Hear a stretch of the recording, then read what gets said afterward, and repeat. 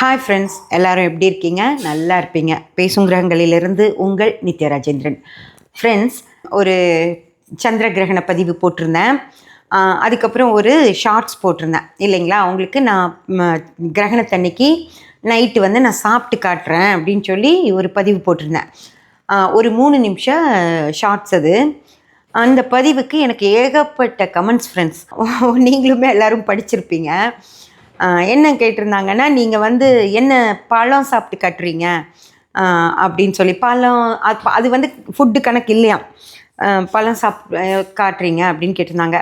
நான் வந்து மொட்டை மாடிக்கு போய் எடுத்ததுனால கையில் பழம் எடுத்துகிட்டு போயிட்டேன். ஒரு தட்டு எடுத்துகிட்டு போக முடியாது, அது செஞ்சுருக்கலாம். ஆனால் நான் என்ன நினச்சேன், சரி பழம் சாப்பிட்டு காட்டினாலே உங்களுக்கு திருப்தி ஆகிடும்னு நினச்சிட்டு தான் நான் கையில் பழம் எடுத்துகிட்டு மேலே போனேன். பரவாயில்ல. அது வந்து அடுத்த தடவை கிரகணத்துக்கு நிறைய பேர், ஒருத்தர் வந்து ரைஸு சாப்பிட்ணும் அப்படின்னு போட்டிருந்தாரு. இன்னொருத்தங்க டிஃபனாவது நீங்கள் சாப்பிட்ருக்கணும் அப்படின்னு சொல்லி போட்டிருந்தாங்க. ஃபுல் ஃபுட் சாப்பிட்டு காட்டணும்னு ஒருத்தங்க போட்டிருந்தாங்க. அதனால் ஏதோ ஒரு உணவு, நல்ல ஒரு டிஃபனோ இல்லை ரைஸோ ஏதோ ஒன்று அடுத்த கிரகணத்துக்கு உங்களுக்கு நான் சாப்பிட்டு காட்டுறேன். ஓகேங்களா? அது ஓகே. அது வந்து எனக்கு அது பேசுனது எனக்கு ஓகேயா இருந்துச்சு. நீ சாப்பிட்றேன்னு சொன்னால் சாப்பாடு தானே சாப்பிட்டு காட்டணும், ஃப்ரூட் என்ன சாப்பிட்டு காட்டுறதுன்னு கேட்டது. அது ஒன்று. இன்னும் கொஞ்சம் பேர் என்ன சொன்னாங்கன்னா, நீங்கள் ஏமாத்துறீங்க, சாப்பிட்டீங்களா, அதை முழுங்குனீங்களா, அப்படியே இப்படி கடிச்சிட்டு போயிட்டீங்க, அப்போது நீங்கள் சாப்பிட்டீங்களான்னு எப்படி தெரியும் அப்படின்ற மாதிரி கேட்டிருந்தாங்க. அது ஏன் அப்படி நடந்துச்சு அப்படின்னா, முழு பழம் சாப்பிட்ருப்பேன். 3 நிமிஷம் வீடியோ தானே நம்ம இன்ஸ்டாலையெல்லாம் போட முடியும். அப்போது வந்து 3 நிமிஷம் தாண்டிருச்சுன்னா நம்ம என்ன பண்ணுறதுன்னு சொல்லிட்டு, தெரியாதுல்ல, எனக்கு எடுக்கிறவங்களுக்கு தான் தெரியும் எவ்வளோ ஆயிருக்குன்னு. நான் அதை கேட்கல. சரி சாப்பிட்டுட்டோமில்ல, சாப்பிட்டுட்டதே அவங்களுக்கு காட்டின மாதிரி ஆயிடுச்சுலன்னு நினச்சிட்டு நான் அந்த வீடியோவை எண்ட் பண்ணேன். 3 நிமிஷங்கிறனால தான். இல்லைனா நான் முழு பழமும் சாப்பிட்டு காட்டியிருப்பேன் ஃப்ரெண்ட்ஸ். நீங்கள் பழம் தானே சாப்பிட்டு காட்டினீங்க அதெல்லாம் கேட்குறது, நீங்கள் கொஞ்சமாக சாப்பிட்டு காட்டினீங்க அப்படின்னு எல்லாம் கேட்டதெல்லாம் எனக்கு ஒரு நல்ல ஜாலியாக நம்ம பேசிகிட்டு இருக்க மாதிரி தான் இருந்துச்சு. அதிலெல்லாம் எனக்கு எதுவுமே இல்லை. நான் அது நிறைய பேர்த்துக்கு தெரியும், நான் வந்து அப்படி போய் சொல்ல போகிறதில்ல அப்படின்னு தெரியும். அந்த டைமுக்காக தான் நான் ஒரு 2 வாய் சாப்பிட்டுட்டு போயிட்டேன் அப்படின்னு உங்களுக்கு தெரியும். நான் அங்கேயே நின்று அந்த முழு பழத்தையும் சாப்பிட்டுட்டு, அவங்க ஃபோனெல்லாம் கிளியர் பண்ணிவிட்டு கீழே போகிற வரைக்கும் அங்கே பழம் சாப்பிட்டுட்டு தான் போனேன். அதை ஃபுல்லாக காட்டியிருக்கலாம் தான். அது ஒன்று. சரி, அடுத்த தடவை அதையும் சேர்ந்து பண்ணுறேன். சிலர் வந்து இதாக கூட சொன்னாங்க, நீங்கள் நடிக்கிறீங்க, பழம் சாப்பிட்ற மாதிரி நடிச்சிட்டீங்கன்னு. சரி பரவாயில்ல, அப்படி இருக்கட்டும், அதெல்லாம் ஒன்றும் பிரச்சனை இல்லை. பிர்லா கோளரங்கத்தில் வந்து ஃபுட் அரேஞ்ச் பண்ணி நைட்டு வர்றவங்களுக்கு சாப்பாடு கொடுத்துருக்காங்க. அது வந்து நியூஸ் சேனலில் சொன்னாங்க. எல்லாருமே நிறைய பேர்த்த சாப்பிட சொல்லியிருக்காங்க. அந்த மித்து போகணும், யாரும் அந்த மாதிரி நீ நம்பக்கூடாது அப்படின்றதுனால பரவாயில்ல. இது வரைக்கும் எல்லாமே நல்லா இருக்குது, ஜாலியாக. இதெல்லாம் ஒருத்தங்க ஒன்று செஞ்சால் இன்னொருத்தங்க அதுக்கு ஒரு கமெண்ட் தர தான் செய்வாங்க. அதிலலாம் ஒரு பிரச்சனையும் இல்லை. ஆனால் சிலர் வந்து ரொம்ப சீரியஸாக அதுக்கு வந்து இது பண்ணாங்க. ஒரு அம்மா என்னை மாமி ஆக்கிட்டாங்க. மாமி, ஏன் நீங்கள் இந்த மாதிரியெல்லாம் பேசுகிறேன், நீங்கள் இப்படியெல்லாம் பேசி வந்து மக்களை குழப்பாதீங்க, எல்லாம் நல்லபடியாக போயிட்டுருக்கு, நீங்கள் தேவையில்லாமல் குழப்பிகிட்ருக்கீங்க அப்படின்னு ஒரு கமெண்ட் கொடுத்துருந்தாங்க. அப்புறம் ஒருத்தர் வந்து சார் வந்து எனக்கு ரொம்ப நல்லது சொல்லியிருந்தாரம்மா, நீங்கள் வந்து புரிஞ்சிக்காமல் பேசுகிறீங்க, இதெல்லாம் வந்து ஆன்மீகம், இந்த விஷயத்துலையெல்லாம் நீங்கள் தப்பாக இது பண்ணக்கூடாது, அந்த நேரத்தில் சாப்பிட்டா வயிற்றில் புழுக்களாக உருவாயிடும், இன்றைக்கி அதோட பிரச்சனை தெரியாது, ஆனால் பின்னாடி தெரியும் அப்படின்னெல்லாம் போட்டிருந்தாங்க. அப்புறம் ஒருத்தங்க வந்து ஆடு மாடெல்லாம் வேப்பந்தலை, துளசி அந்த விஷயங்களெல்லாம் சாப்பிட்டு அந்த உடம்பு அந்த விஷத்தன்மையெல்லாம் எடுத்துரும் அப்படின்னு சொல்லியிருந்தாங்க.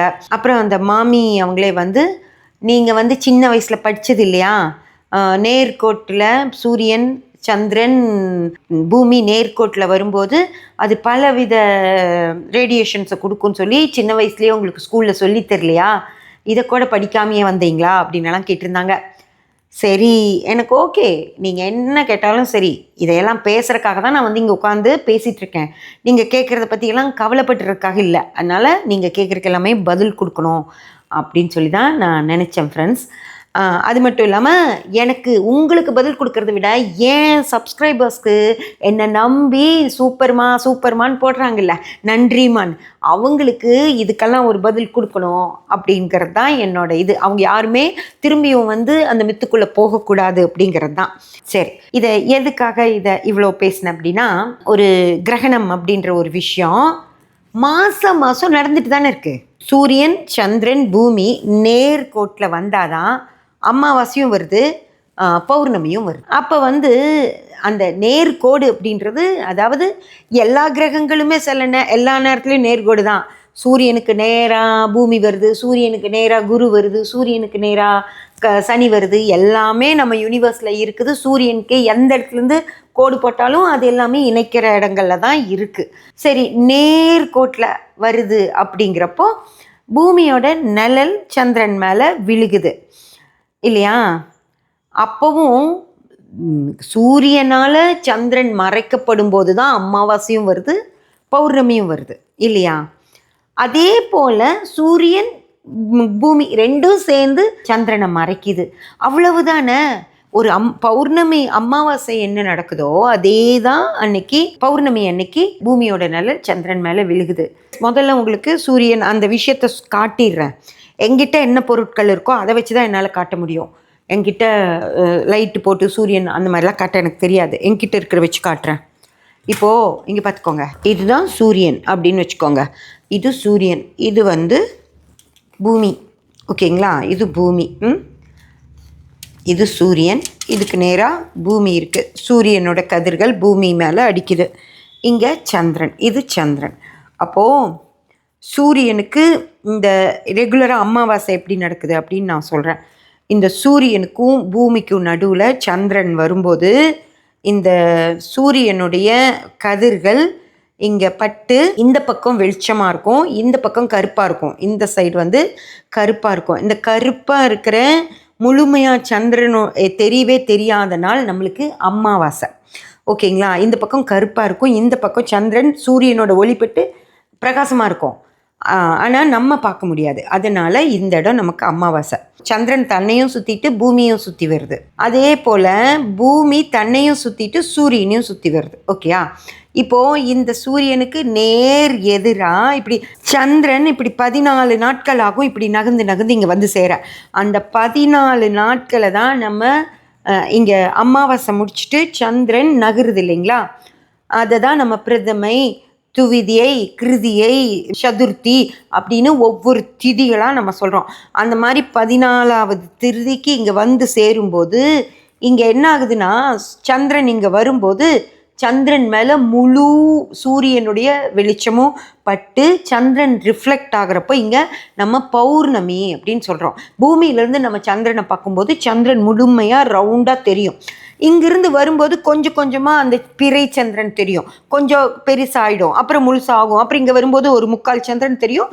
இங்கே நேராக பௌர்ணமி அன்னைக்கு இங்கே நமக்கு முழு சந்திரனும் இந்த சூரியனோட ரிஃப்ளெக்ஷன் பட்டு இங்கே சந்திரன் தெரியும். பூமியிலேருந்து பார்த்தோன்னா அங்கே முழுசாக சந்திரன் அந்த சூரியனோட கதிர்களை வாங்கி நல்லா பிரகாசமாக மின்னும்.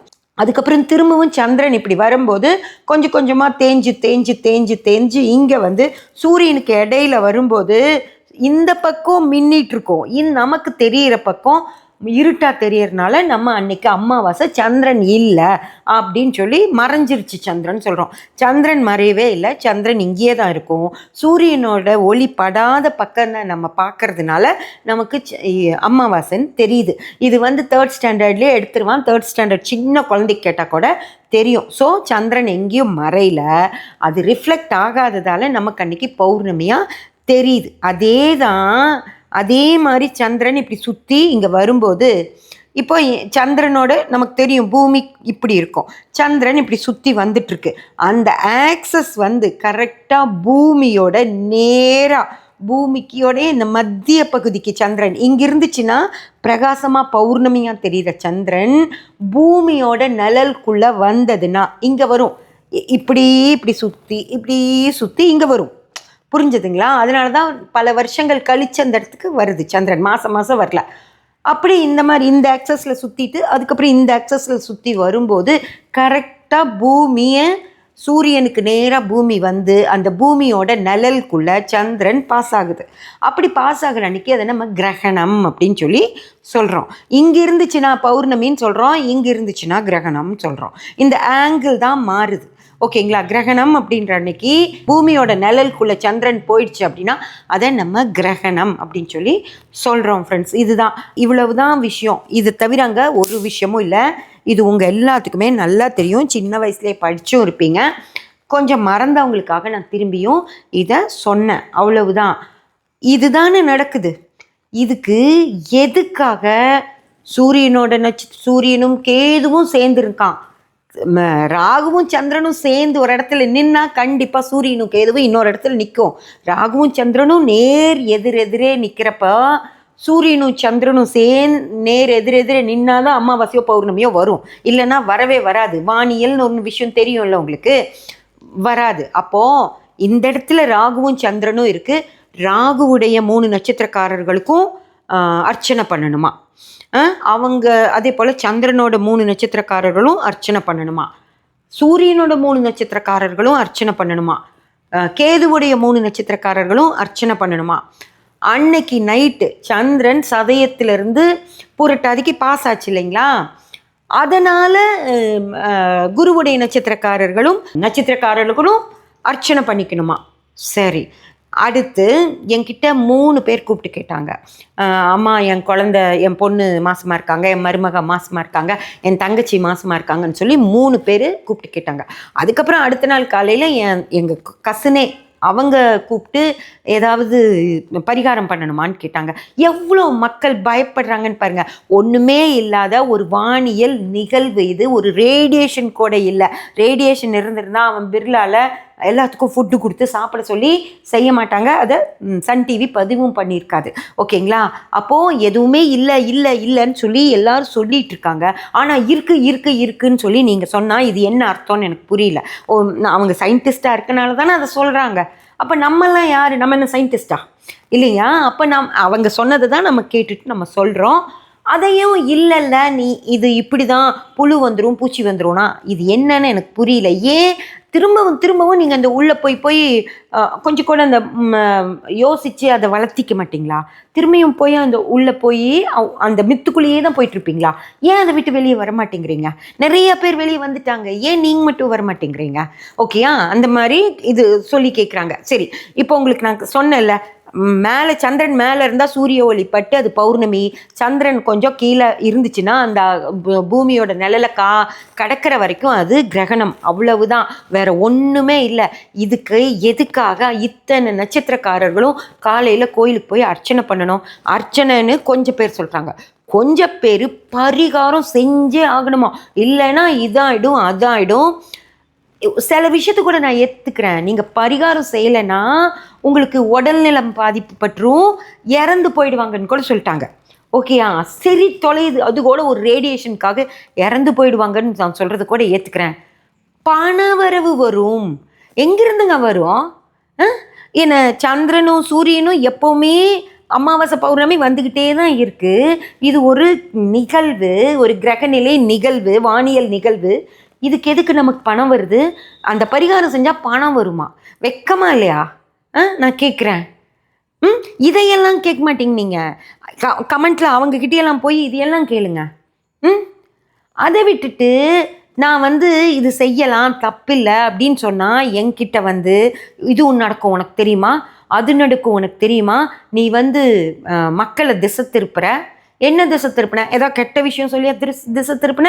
இல்லை இத்தனை நட்சத்திரக்காரங்களும் பரிகாரம் செய்யுங்கன்னு சொன்னால் அது பரவாயில்ல எனக்கு. அதுக்கப்புறமா அதாவது திரிகோண ராசிகளில் இருக்கிற நட்சத்திரங்கள் பரிகாரம் செய்யணுமா, திரிகோண ராசிக்காரங்க பரிகாரம் செய்யணுமா, அப்புறம் கேந்திர ராசிகள் பரிகாரம் செய்யணுமா, கேந்திர ராசிகளில் இருக்க நட்சத்திரக்காரர்கள் பரிகாரம் செய்யணுமா? என்ன நினச்சிட்டு இருக்கீங்க? எதுக்காக? ஆன்மீகம் அப்படின்றது ஒரு விஷயம் இருக்குது, அதை சொல்லிக்கோங்க.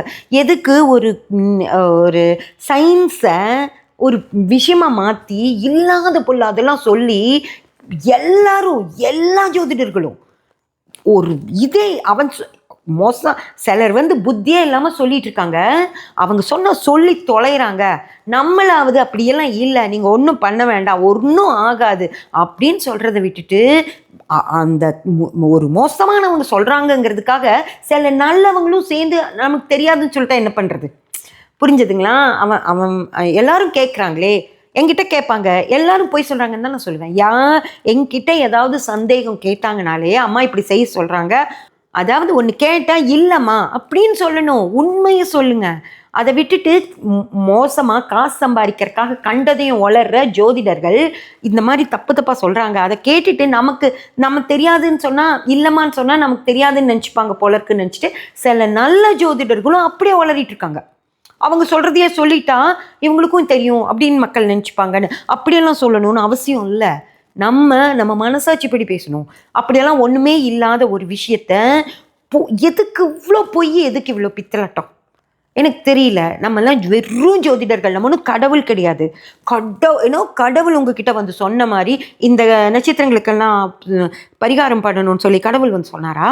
அதெல்லாம் பண்ணாலன்னா இவன் உயிரையெல்லாம் நான் எடுத்துருவேன்னு சொல்லி கடவுள் சொன்னாரா? எதுக்கு இத்தனை பொய்? ஒரு கர்ப்பமாக இருக்க பொண்ணு நாளைக்கு எப்படி பயந்து போயிட்டு இருப்பாங்கன்னு நினச்சி பாருங்க. அந்த பயமே அவங்களுக்கு அந்த ஏதோ ஒரு பிரச்சனையை கொடுத்துரும். நம்ம குழந்தைக்கு ஏதாவது ஆயிடுமான்னு சொல்லி அவங்க நடுங்கி போய் அந்த டெலிவரிக்குள்ளே அவங்களுக்கு பிரச்சனையை கொடுத்துரும். தயவு செஞ்சு ஒரு கர்மமும் இல்லை, நீங்கள் நல்லா இருப்பீங்கன்னு சொல்லி பழகுங்களேன். என்ன ஆகிடும்? இந்த பாவத்துக்கு எல்லாரும் சீரழி போகிறீங்க. கடவுள் வைப்பார், அது நல்லா நான் வச்சுக்கோங்க, நடந்தே தீரும்.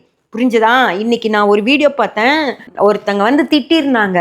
அந்த மாதம்பட்டி ரங்கராஜும் ஜாய் கிறிஸ்லா, அந்த பொண்ணு பேர் அவ்வளோதான் எனக்கு வருது, அந்த பொண்ணையும் ரொம்ப கேவலமாக தப்பாக ஒருத்தர் பேசிட்டாரு. அந்த பொண்ணை இப்படி பேசின பாவத்துக்கு நீ என்னாக போகிற பாருன்னு சொல்லி அந்த அம்மா கேட்டுச்சு. அப்போ தான் எனக்கு தோணுச்சு, இதை கேட்குறக்கு எனக்கு என்ன இது இவ்வளோ அநியாயமா? இத்தனை மக்களை ஒரு மூட நம்பிக்கைக்குள்ளே தள்ளுறீங்களே, நீங்களாம் நல்லா இருப்பீங்களா? இருக்கவே மாட்டீங்க. கடவுளுக்கு விடவே மாட்டார். அதுவும் கடவுள் பேரை சொல்லி போய் அந்த நட்சத்திரத்துக்கு பண்ணு, இந்த பரிகாரம் பண்ணு, இதை பண்ணு, அதை பண்ணு. வெக்கமா இல்லை உங்களுக்கு இப்படி சொல்றதுக்கு? இந்த கர்மங்கள் தொலைது. இது வரைக்கெல்லாம் யாரும் சொல்லலை. இந்த கிரகணத்தை பற்றி ஒரு விஷயம் இருந்தது தான், இல்லைன்னு சொல்ல. சாப்பிடக்கூடாதுன்னு சொல்லிட்டு இருந்தாங்க. இந்த கர்ப்பிணி பெண்கள் பத்திரமா இருக்கணும்னு சொல்லிட்டு தான் இருந்தாங்க, முதல்ல இருந்தே சொல்லிட்டு இருந்தாங்க. ஆனால் காலையில் குளிச்சுட்டு சாமி கும்பிட்டு சாப்பிடுங்கன்னு சொல்லுவாங்க. இப்படி கோயிலுக்கு போய் அர்ச்சனை பண்ணணும், பரிகாரம் பண்ணணும், கோதுமை போடணும், அதை போடணும், இதை போடணும், அது வைக்கணும், கும்பம் வைக்கணும். அதெல்லாம் எப்போ வந்துச்சு? இந்த யூடியூபெல்லாம் நல்லா வந்ததுக்கப்புறம், உட்காந்து பேசுறதுக்கு சேனல்ஸ் கிடைச்சதுக்கப்புறம் கண்டதையும் வளர்றது. அப்படி வளரி தான் காசு சம்பாதிக்கணுமா? நான் கேட்குறேன். இப்படி பொய் சொல்லி மக்களை பயமுறுத்தி ஏமாற்றி அவங்க கிட்ட இருந்து அந்த காசு சம்பாதிக்கிறீங்களே, அந்த காசு ஒரு இதுக்கும் ஆகாது. உங்களுக்கு பிரயோஜனம் இல்லாமல் போயிடும் அந்த காசு. அந்த காசை வச்சு உங்கள் குழந்தைகளுக்கு ஒரு சொத்து வாங்கி வச்சிங்கனாலோ, இல்லை அவங்கள படிக்க வச்சிங்கனாலோ அது நிலைக்கவே நிலைக்காது. கண்டிப்பாக நினச்சிக்கோங்க, கடவுள் செய்வார். கடவுள் இந்த உலகத்தில் இருக்காருன்னா அது அத்தனை இந்த மாதிரி பொய்ப்பித்தலாட்டம் பேசுகிற ஜோசிக்காரங்க கிட்டேருந்து அவங்க இல்லாமல் பண்ணுறதுக்கு தான் கடவுள் பண்ணுவார். பண்ணுறாரா இல்லையான்னு பாருங்கள், அது நடக்கும். ஓகேயா? இந்த மாதிரி ஒரு வானியல் நிகழ்வுங்க, இது சாதாரண நிகழ்வு. அட்லீஸ்ட் சாப்பிடாத கர்ப்பிணி பெண்கள் பத்திரமா இருந்துக்கோங்கன்னு சொல்கிற வரைக்கும் கூட தொலைது. அது பரிகாரம் பண்ணணும்னு சொல்கிறதையும் அட்டூழித்தனம். இதில் இந்த பரிகாரம் பண்ணால் காசு வருமா, பணம் வருமா? மக்கள் கஷ்டம் தாங்க படுறாங்க, கஷ்டப்பட்டுட்டு தான் இருக்காங்க. பண வசதி பத்தாமல் கஷ்டப்பட்டுட்டு தான் இருக்காங்க. அவங்கக்கிட்ட கிரகணமெல்லாம் பணம் கொடுக்கும் நான் சொல்வீங்க? கிரகணத்துக்கு போய் பரிகாரம் பண்ணால் உங்களுக்கு பணம் கிடைக்கும். வெக்கமா இல்லை? ஓகே ஃப்ரெண்ட்ஸ், இதை அவங்கள கேட்கணும், நான் கேட்டுட்டேன். இந்த என்கிட்ட இதெல்லாம் சொன்னீங்கல்ல, வயிற்றுல புழு வந்துடும், இதெல்லாம் ஒரு சாப்பிட்டு காட்டுறேன்னு சொன்னதுக்கு இவ்வளவுதான். வானியல் நிகழ்வு, தாராளமாக சாப்பிட்லாம், ஒரு தப்பும் இல்லை, எதுவும் நடக்காது. அப்படி இது மித்து. அது நான் உங்களுக்கு ஏதாவது அப்படி தோணிகிட்டே இருந்தால் நீங்கள் போய் சயின்ஸ் வீடியோஸ் நிறையா இருக்குது, ஏகப்பட்ட வீடியோஸ். நீங்கள் தேடி யார்கிட்டையும் போய் கேட்க வேண்டாம், புக் எடுத்து படிக்க வேண்டாம், ஒன்றுமே பண்ண வேண்டாம். சயின்ஸ் வீடியோஸ் போட்டு பாருங்கள். ஓகேங்களா? சின்ன பசங்கள்லேருந்து, சின்ன 15 வயசு பைசன்லேருந்து 60 வயசு சயின்டிஸ்ட் வரைக்கும் இதை பற்றி பேசியிருக்காங்க. புரிஞ்சுதா? அந்த வீடியோஸ் எல்லாம் போட்டு பாருங்கள். ஒரு பிரச்சனையும் இல்லை, தைரியமாக இருங்க, உங்களுக்கு ஒன்றும் ஆகாதுன்னு தான் எல்லாரும் சொல்லியிருக்காங்க. சாப்பிட்லாம், எல்லாமே பண்ணலாம். சரி, அந்த மாதிரி மறைவில் அமாவாசை அன்னைக்கெல்லாம் போய் அடுத்த நாள் காலையில் நம்ம தர்பையை வச்சுட்டு அவங்க இருக்காங்க. சிலர் வந்து தர்பையை வச்சுட்டு அமாவாசை வேலையெல்லாம் செஞ்சுக்கிட்டு தான் இருக்காங்க. நான் இல்லைன்னு சொல்லலை, அவங்க செய்யட்டும், அது அவங்க வேலை, அதனால அவங்க செய்கிறாங்க. அமாவாசைக்கு திதி கொடுக்கறது அதெல்லாம் அவங்களோட வேலை, அவங்க அது செய்கிறாங்க. ஐடி பையனுக்கு அது வேலையா? இல்லைல்ல, உன் வேலையை நீ பாரு. அவங்க அந்த தர்பை பற்றி சொல்லிட்டு இருக்கவங்க சொல்லிக்கிட்டே இருக்கட்டும். புரிஞ்சுதா? அதுக்கு வந்த பாவம் வந்து அதை அவங்க ஏற்றுக்கிட்டோம். ஆனால் வந்து இந்த கமெண்ட் பண்ணிங்கல்ல, ஏமா இப்படி பண்ணுற, ஏமா மக்களை கெடுக்கிற, அதெல்லாம் சொன்னீங்கல்ல, அவங்கெல்லாம் போய் இந்த விஷயத்துக்கு கேளுங்க. எதுக்காக காலையில் போய் இந்த நட்சத்திரக்காரங்கெல்லாம் அர்ச்சனை பண்ணணும், ஏன் வந்து இந்த நட்சத்திரக்காரங்கெல்லாம் பரிகாரம் பண்ணணும், இந்த பரிகாரம் பண்ணால் அவங்க வசதியாகிடலாம், அவங்களுக்கு பணம் வரும், காசு வரும், செல்வம் கொளிக்கும்னு சொல்கிறாங்களே, இந்த தப்பான விஷயங்களெல்லாம் கேள்வி கேளுங்க. அதை விட்டுட்டு என்னை வந்து கேள்வி கேட்காதீங்க. உங்களுக்கு அது என்ன கேள்வி கேட்கணுன்னா முதல்ல சயின்ஸ் வீடியோ பார்த்து இது தப்பான்னு முதல்ல தெரிஞ்சுக்கோங்க. இன்னொரு முக்கியமான விஷயம், முன்னோர்கள் முன்னோர்கள் முன்னோர்கள். யாருங்க அந்த முன்னோர்கள்? சொல்லுங்க பார்க்கலாம். முன்னோர்கள் சொன்னாங்க, முன்னோர்கள் சொன்னாங்க, எதுக்கு எடுத்தாலும் முன்னோர்கள். என்ன சொன்னாங்க அவங்க? அதாவது இவ்வளோ லைட் வெளிச்சமெல்லாம் வந்துருச்சு. இப்போது இவ்வளோ லைட் வெளிச்சத்தில் கூட நமக்கு பகல் நேரத்தில் சந்திரனை நம்ம பார்த்துருக்கோம் இல்லையா? அதே மாதிரி இருட்டு நேரத்தில் சந்திரன் நல்லா தெரியுது. இவ்வளோ வெளிச்சத்துக்கு அப்புறமும் இருட்டு நேரத்தில் சந்திரன் தெரியுது. அந்த மாதிரி அந்த காலத்தில் ஒரு 2000 வருஷத்துக்கு முன்னாடி வெறும் அகல் விளக்கு தான் இங்கே எரியும். அந்த காலகட்டத்தில் நைட்டில் மிக்க சிறப்பாக அவங்களுக்கு கோள்கள் தெரிஞ்சிச்சு. புரிஞ்சதா? அவங்களுக்கு கண்ணுக்கு தெரிஞ்ச கோள்கள் வரைக்கும் அவங்க எழுதி வச்சுட்டு தான் போனாங்க. அதுவும் நம்ம தமிழ் முன்னோர்கள் மட்டும் இல்லை, இந்திய முன்னோர்கள் மட்டும் இல்லை, உலக முழுக்க இருக்க முன்னோர்கள். புரிஞ்சுக்கலாம்? பல சயின்டிஸ்ட்ஸு அவங்களுக்கு என்னென்னலாம் தெரிஞ்சதோ அது எழுதி வச்சுட்டு தான் போனாங்க. ஓகேயா? நம்ம தமிழ்நாட்டில் இருக்கிறவங்க மட்டும் செய்யலை, சித்தர்கள் மட்டும் செய்யலை, நாயன்மார்கள் மட்டும் செய்யலை, ஆழ்வார்கள் மட்டும் செய்யலை. ஓகேங்களா? பல உலகம் முழுக்க நிறைய பேர் அதை எழுதி வச்சுட்டு போயிருக்காங்க. அதிலிருந்து நம்ம திரும்பி மேம்பட்டுட்டே வர்றோம், முன்னேறிட்டே வர்றோம். ஒவ்வொரு விஷயத்தையும் நல்லா தெளிவாக படித்து சிந்திச்சு செய்கிறோம். ஓகேங்களா? அப்படி காலம் முன்னேறிட்டு வருது. பல காலத்துக்கு முன்னாடி சொல்லப்பட்ட விஷயத்தை மட்டும் அப்படியே வச்சுக்குவேன், ஆனால் இந்த கால சௌரியங்களை அனுபவிச்சுக்குவேன். நீங்கள் இனிமேல் முன்னோர்கள் பற்றி பேசுனா முன்னோர்கள் காலத்துக்கு போயிடுங்க. புரிஞ்சதா? சட்டிப்பானை வச்சுட்டு விறகடுப்பு வச்சுட்டு சமைங்க, குமிட்டி அடுப்பு வச்சுட்டு இன்டர்நெட் யூஸ் பண்ணாதீங்க, இந்த வீடியோவெல்லாம் பார்க்காதீங்க. ஏன்னா முன்னோர் காலத்தில் தானே வாழ்கிறீங்க, முன்னோர்கள் சொல்லி கொடுத்தது தான் இன்னும் சொல்லி திரியிறீங்க. அப்போ முன்னோர் காலத்திலேயே வாழுங்க. இந்த துணியெல்லாம் போட்டுக்காதீங்க, ப்ளவுஸ் போட்டுக்காமல் புடவை கட்டிட்டு முன்னோர்கள் மாதிரியே வாழுங்க. எந்த செருப்பு இருக்கக்கூடாது, எந்த வண்டி வாகனங்கள் யூஸ் பண்ணக்கூடாது. அதாவது வர்ற சௌரியங்களை எல்லாம் நல்லா யூஸ் பண்ணிக்கிறது. இன்டர்நெட் காலத்தில் இன்டர்நெட் யூஸ் பண்ணிக்கிறது, ஆன்லைனில் ஜோசியம் கேட்குறது.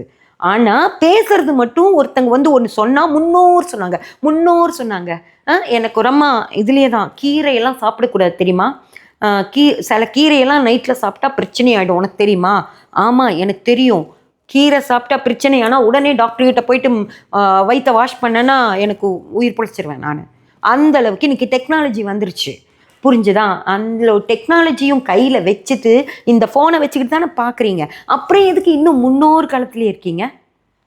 முன்னோர் சொன்னாங்க, முன்னோர் சொன்னாங்க. அப்போது அந்த டெக்னாலஜி வரைக்கும் என்ன வேணாலும் தெரிஞ்சுப்பீங்க. ஆனால் அப்படியெல்லாம் இல்லைம்மா, இன்றைக்கி கிரகணம்ங்கிறது ஒன்றும் இல்லை, நீங்கள் தாராளமாக சாப்பிட்லான்னு சொன்னால் அதை மட்டும் நீங்கள் ஏற்றுக்க மாட்டீங்க. அப்படி தானே? இந்த டெக்னாலஜியை யூஸ் பண்ணுறதானா, இந்த டெக்னாலஜியில் என்ன சொல்லி கொடுக்குறாங்களோ அது தெரிஞ்சுக்கோங்க.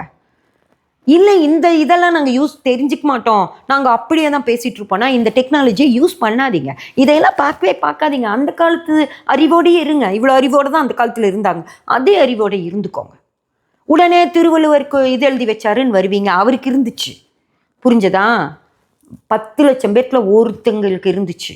அதனால தான் அவங்க பல விஷயங்களை எழுதி வச்சு அந்த மிச்சம் இருக்கவங்கள மேலே கொண்டு வரணும்னு பார்த்தாங்க.